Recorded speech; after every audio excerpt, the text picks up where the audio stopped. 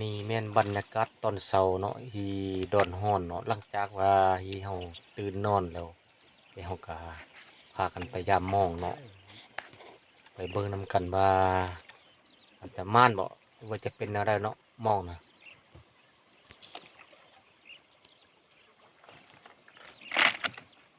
ม่านดูพี่น้องเนาะบ่พอหำดังพอได้ปั่นเช้าเนาะ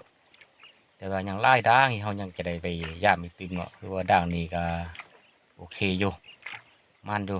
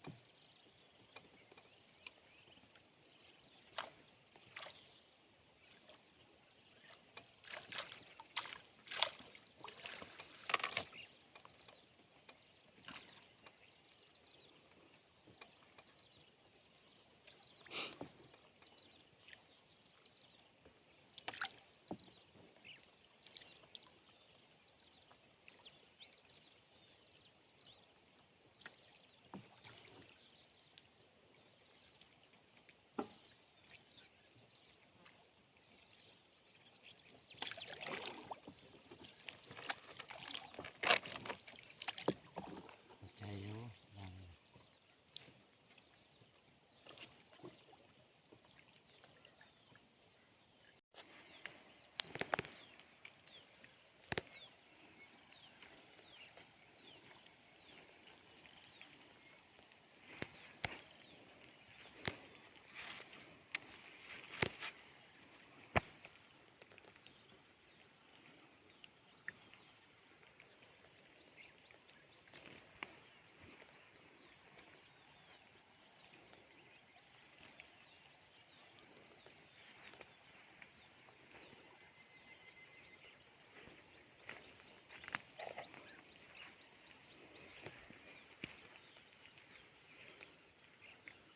ยุ่งยากหน่อยหนึงเนาะโอ้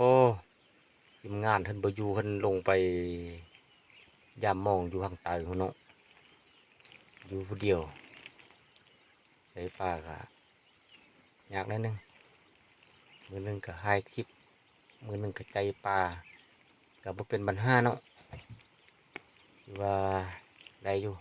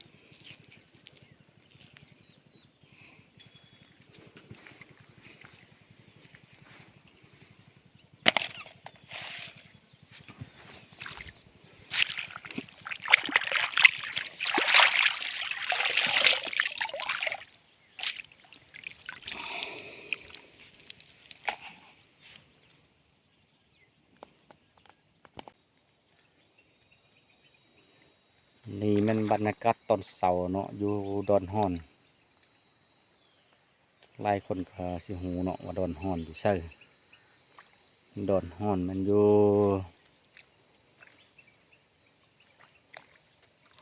น้ำคลองเนาะขอบเขตบ้านน้องไข่บ้านผ้าเรียบนี่แหละหลายคนก็จะฮู้เขาได้มาครูบ้านได้มาก็เรามาเบิ่งโอ้บรรยากาศยามเช้าดีหลายหรือว่าคัก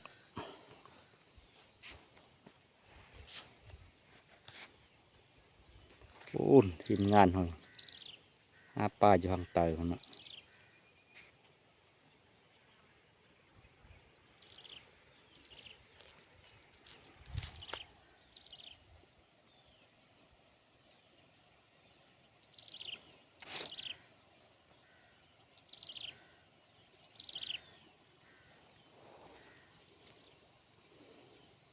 เสียงนกเสียงกาห้องมวนไล่อ่อนซ่อน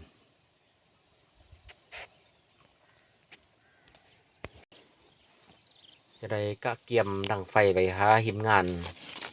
เจ้าไปยามมองอยู่ข้างใต้เขาเนาะแต่ว่าจะปิงป่ากินข้าวเช้าหลังจากว่ากินข้าวเช้าแล้วก็จะเริ่มหาปลาต่ออีกตื่มเนาะจนนู้นหอดสวยแหละจึงจะกลับเนาะ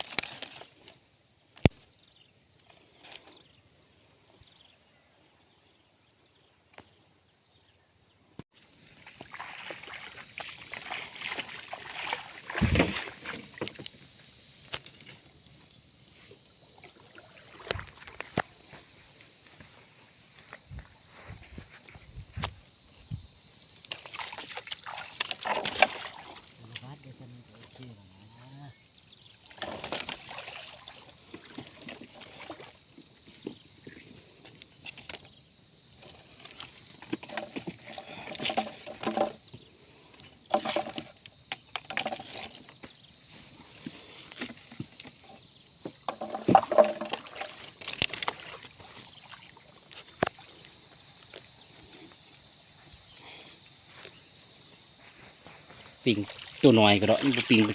ป่าคักๆได้ป่ะ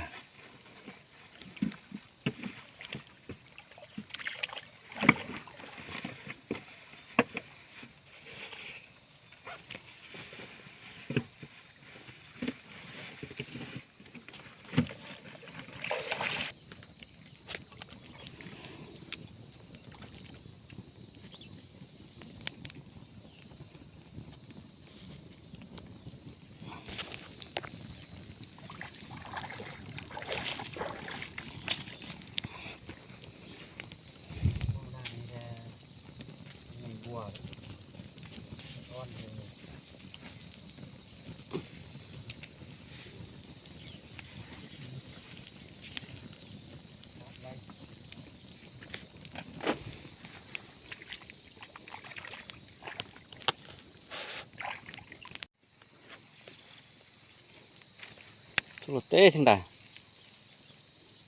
สุกไล่มัน พอดีแล้วก็ผสมหมดเต้นมากกับไปเลี้ยงเลยดิ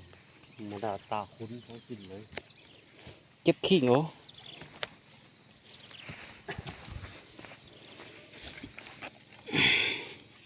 เลี้ยงไปห้าเอื้อยคนเจ๊กดตุ๊กตาโอ้ยแม่นดอก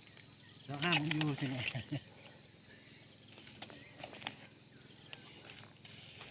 หายไปหรือวะแม่หายเลย โอ้ยคิดบอลเข้าเลยเข้าลุงเงาเนี่ยโอ้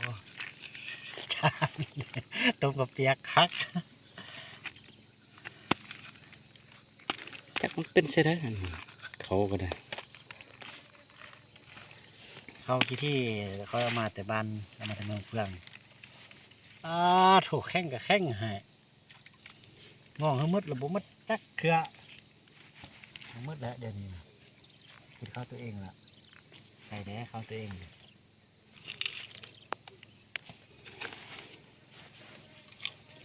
เอาน้ำแซงแข้ง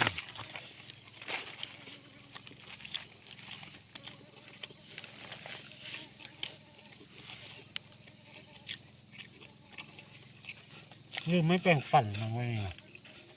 จะเลี้ยวก็เดี๋ยวเอามานำ ตอนที่มากก็คึดอยู่บัดมากบ่เอา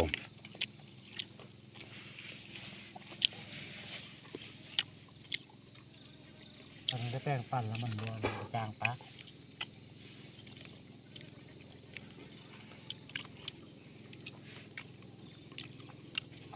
คนไทยมันจะจริงห้องปลาเป็นเรื่องก่อนปลาขี้นก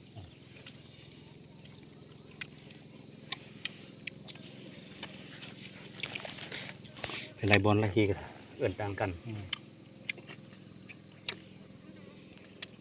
หน้าป้าหนึ่งก็ได้